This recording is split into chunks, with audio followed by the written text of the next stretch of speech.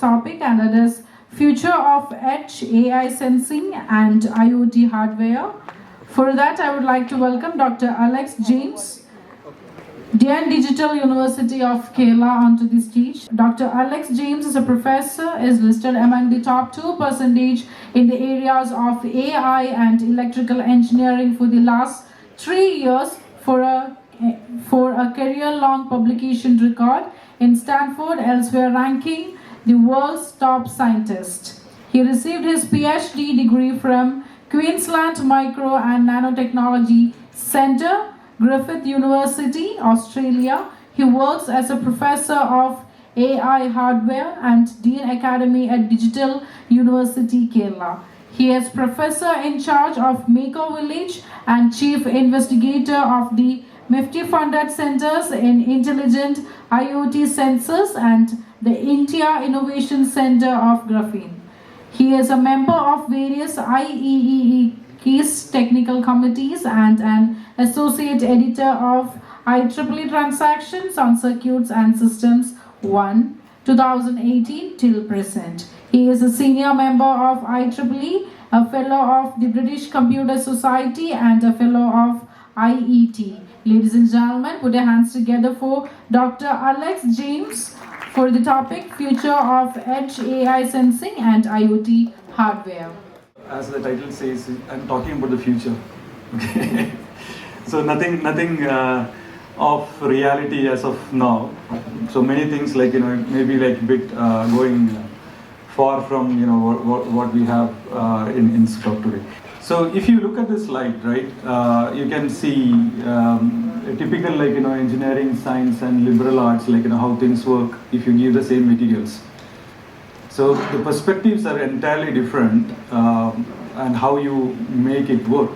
Right? As an engineer, you just want to get things done. As in India, there is a saying about jugards, right? You basically, and it's underrated. The entire engineering is a jugad. So you find different ways in which you would want to make it work. Now, when you look at the science, you're looking at the perfection, right? You're looking at that equation, you're looking at that chemistry, you're looking at those specific things by which you achieve that equilibrium perfectly. Now, any change in that equilibrium, the entire system fails. So most of the time, you have a lot of scientific works coming out with this kind of boundary conditions. Any change in boundary condition, done. So taking it to the other side, you give the same material. So there was this whole thing of big data and all those things. Big data idea has been there since early 80s. Engineers has been knowing about it. But business people knew how to make money out of it. So you have a whole range of cloud, distributed to hundreds of other things which came out of it. Now today's challenge with many of the technologies, including IoT, is that it's all mixed up. So you have to be very careful when people say IoT. What are they talking about? Are they talking about from a business point of view? Are they talking about from an engineering point of view? Or are they talking about from a science point of view? And many a times to have a very good product, you need a combination of three, right? Because you need to make money, right? So at the same time, you need to have a science which would lay foundation to your engineering problem. So today, when you're talking about product design in IoT, you basically see all the three. So just to recap on what are the global challenges today. Two major initiatives. One is the National Academy of Engineering, have identified various challenges, right? Going from the solar energy to advanced personalized imaging to all sort of things. So around 12 or 13 major challenges which has been floated around for last several years. And around the world, across various scientific bodies, they have tried to use this as a foundation to set up their agenda in terms of engineering, which are things to look at. Now recently we also have the UN coming up with the sustainable goals. That's again, if you look at the kind of things that are being talked, they're more or less same. The challenges are most of it as related to social health and related things. And most, if you can go to the next slide please. Yeah, these are the. So you would see that most of these challenges that are there, if you want to solve, then you need not just one technology, you need like a multitude of technology that go in. And IoT becomes like very relevant because as of today, like as someone has said, like there are billions of devices already IoT enabled. But this billions that we are talking about, they are still not used. It's enabled but not used.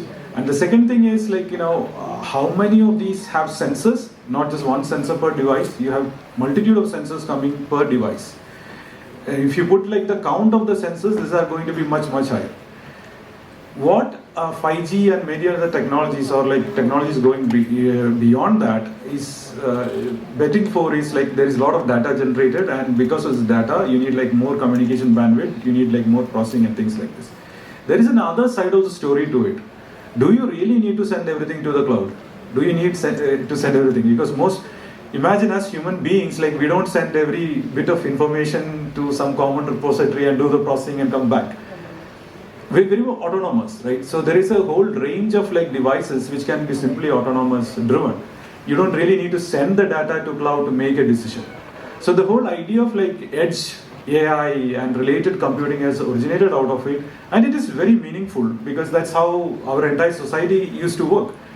You need connections, you need to bring things together to make larger decisions, not like minute scale decisions which you could do it from the device level itself. I don't know who said it, but I just put it, okay.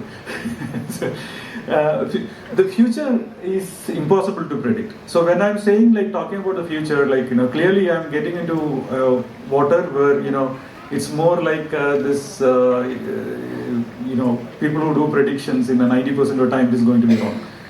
So the future that what I would like to say is the second part. You can imagine, you can create like there is no boundary to what you can think about, and you can pursue those boundaries like thoughts and create those. So it may take like 1 or 2 days. Some of the ideas may take 10 years, some of the ideas may take 50 years. But the idea is at the end of the day, as human beings, we have changed this history, technological history so often that you cannot predict anything anymore. From the IEEE used to publish like every year like what are the technologies for the future. If you look at like from 1970s till now, whatever predictions, 90% of predictions are wrong. So which is very clear. As far as predictions are concerned, it's very clear. And parallel to this is like students selecting their courses. I see every day like students coming in, okay, what is the best technology that I should study for the job tomorrow? There is nothing like that. Because tomorrow the jobs are going to be entirely different. So what you can do is like you can create the things for tomorrow. You can learn how to do that, and you can pursue that, and that's the best way. So I'll get down into the business of prediction, some of those things. If you go to the next slide. First is nanobots. So one of the things that nanobots can do is like you can go and sense like cellular and molecular level things, right? Imagine like if you send the nanobots into your body at cellular level, the kind of information that you can get out from that, it can completely revolutionize the way like we do many things, including like medicine, including treatments, including how we understand the human body to many things. So what you do is you capture and transmit the information, just like how you do it in an IoT device. These nanobots can be Wi-Fi enabled. You don't need like very strong powered signals. If it's nano, like it can be really small. Communication can be between the nanobots. You can have networks of nanobots, and from there like you can do decisions around within those network through connectivities, and then send out this information. There have been prototype level like things that people have tried already, but taking into the human body is altogether another challenge, and that will be like a lot of interesting things. And what if you can connect that to cloud? So then you are looking at like a whole together, entire human, eventually if you can just scroll, click on to the next. What if you can take the brain to cloud, right? So if you can sense your data, whatever is generated, the synapses and the connections, because every 20 minutes or 15 minutes, your brain keeps on changing. physically it changes, your connections are getting changed, so your thoughts are getting changed, like structurally, functionally, it's all getting changed. What if all this data goes into the cloud? Very fascinating thing to look at. What if organs go into cloud? This is for personalized medicine, to understanding, predicting how the human conditions are going to be. This is going to be very interesting.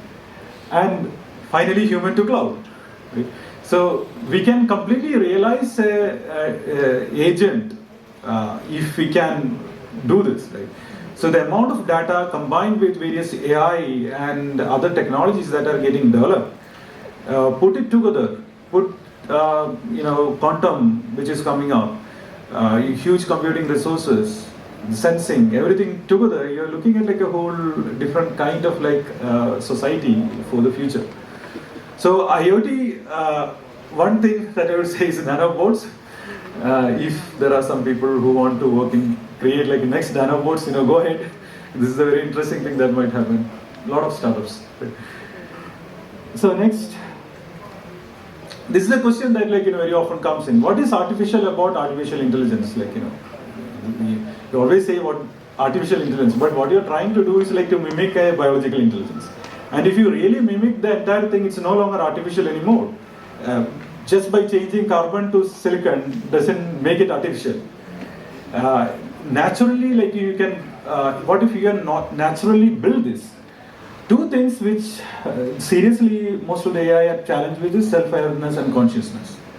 And if you can think about consciousness and self-awareness as being part of many of the machines that we build, then you would have a bit of trouble. Imagine I enable your chair, make it IoT enabled.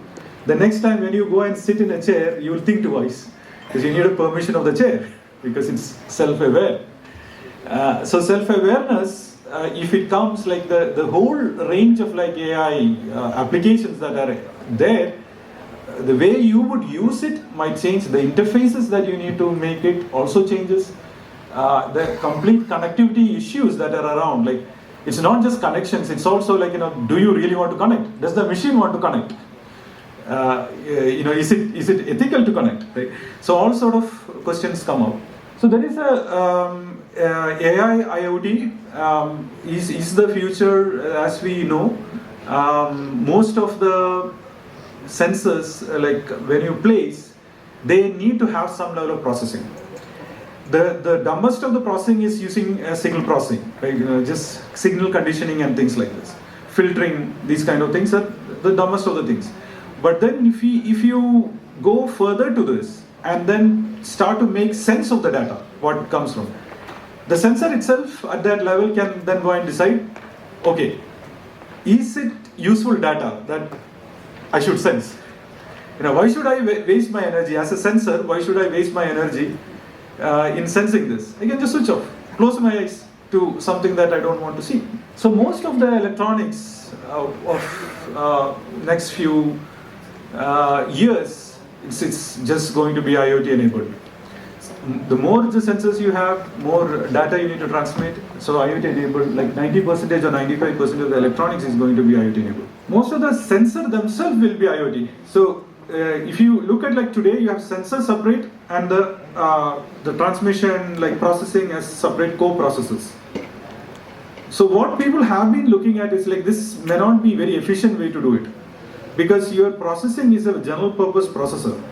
When you have general purpose processor, a good thing is you can reprogram it, but it consumes more energy. But a better way to do that is if you know what you want to process, just do the integration along with the sensor. So a sensor and the electronics become the same. There is no difference that you would find. Another thing, multi-sensor fusion, it has been around for many years.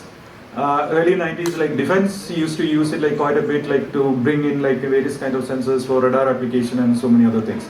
But what is happening these days is you have so much of miniaturized sensors going into a single board that you need to have multi-model processing.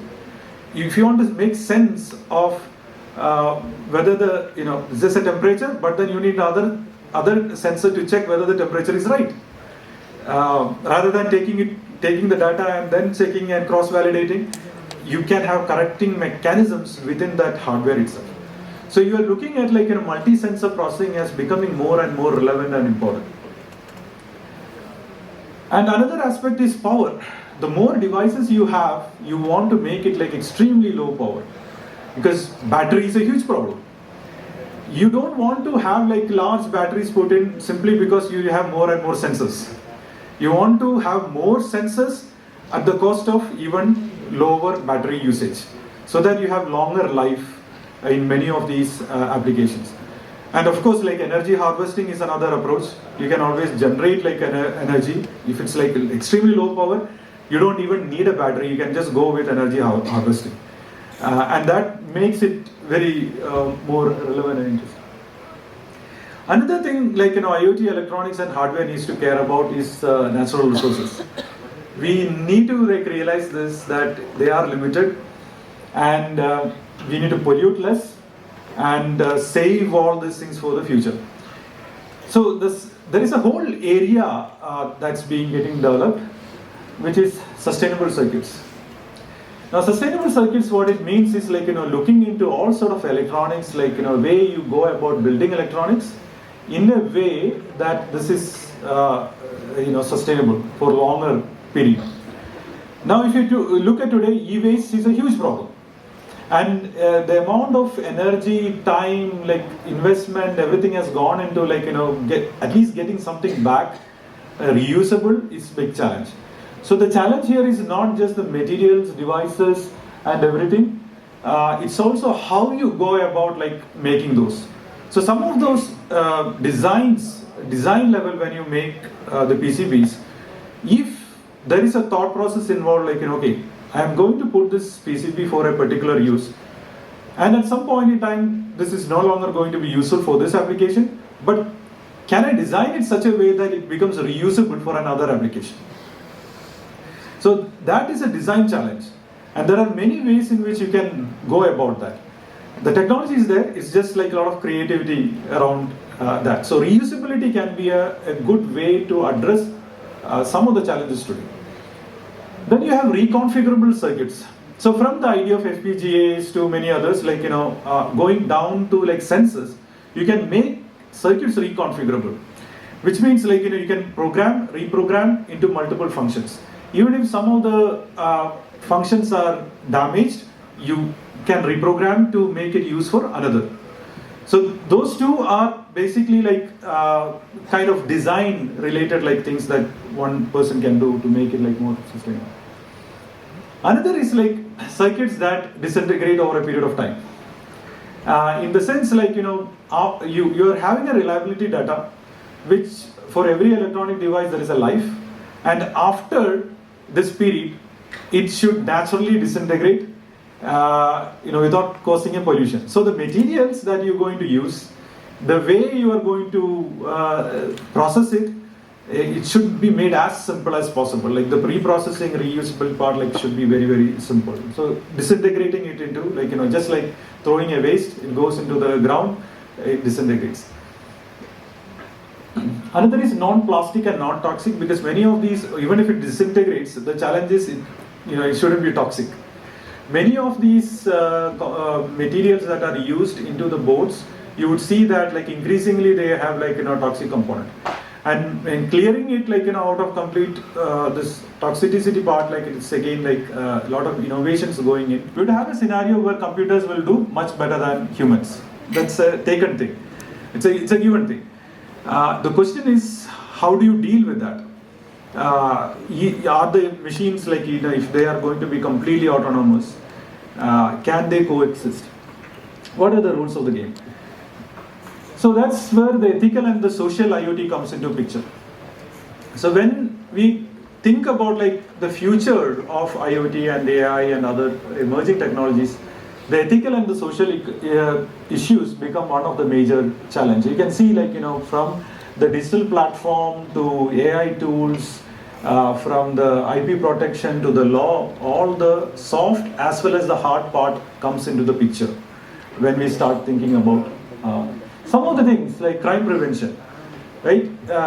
Think about like the if you can scan the entire brain. You can, even it's an ethical issue whether you should do it or not. Now, if you can do it ethically, then there are many things that one can control in the system. Another interesting thing is reprogramming the memories. So crime becomes kind of, you don't need to take a jail time. You can just reprogram your memory, clear off your memory, become a new person. So memories are a huge problem. So if you can go and change your synapses, if you can control your synapses completely, send out the analog boards, send out like various electromagnetic focus signals, pulses and other things. It's as good as you start new, right? No issues. Auto-correcting brain, part of it, right? So if you are going to make some mistake, it helps you. The machines would help you saying, okay, you are going to make a mistake.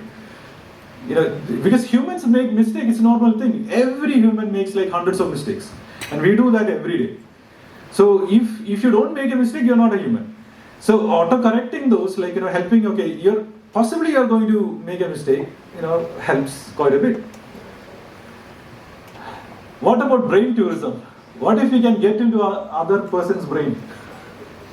Right? So someone has seen the whole world. Now, different experiences. What if we can just have this brain tourism where people can just log into the system, see what other people have seen, or that will be much more interesting, right? Learning something from books is one way. Another way is to see the experience of the other people, and that can be very rich. It can be used for learning technology, it can be used as a tourism, it can be used for hundreds of other things. The last part, which is often very debated, is the ethical and the social issues surrounding the intelligent systems. So once you have the intelligent system, then should we give the same kind of right as humans? Does the law apply for the machines as well as to the humans? So there is a lot of those kind of questions that comes into play. And that many AI researchers have debated this for last half a century or more, and all those issues will come into electronics as well, right down to the transistor level. Is the transistor doing something right? And the last part of it is growing population, and for everyone you need to have food. So autonomous food production is another thing where IoT can be used very effectively. And some of the things I'll just move fast because of time. So there is a lot of work going around genetics, understanding genetics and using various sensing onto the genetics. Now, not just humans, you can do plant-machine interfaces, understanding when, what plant thinks, how the plant behaves, not thinks, behaves. Then you can have various platforms created to create the food, various kind of foods from carbon to 2D, various 2D materials and electronics. Indoor farming, precision farming, all those things. You can also go about programming genetic memories to grow or print the food. So suppose you want mango to be printed, future it may be possible simply because you can just do that with various genetic because it's just, if you think about it, it's just chemicals. It's just the right environment, right kind of chemicals put together, you would have all these things. There is a new journal on agri-food and informatics. I'm just advertising this. This is you can see electronics is moving from just electronics to something even agriculture, and this is going to start from January this year. So all these food related and other issues are getting addressed, and many people are going to work on it. And I'll just quickly run through. I will not spend any time on this. 1 second, 1 minute. So what we are working on, some of those things advanced 2D materials, neuromorphic VLSI, high-speed design, next generation modules. All of them are hardware related, but mostly sensing and related. If anyone would be interested, yeah, and these are some of the centers, some of those India Innovation Center. It's started the function. It's a MIT as well as Government of Kerala funded. Then we're looking at a design center. IoTs, first two are already in place, the others are in development. So we are looking at the AI chip and smart materials and systems. And there's some of the good university collaborations and everything coming in. So and a few of them. That's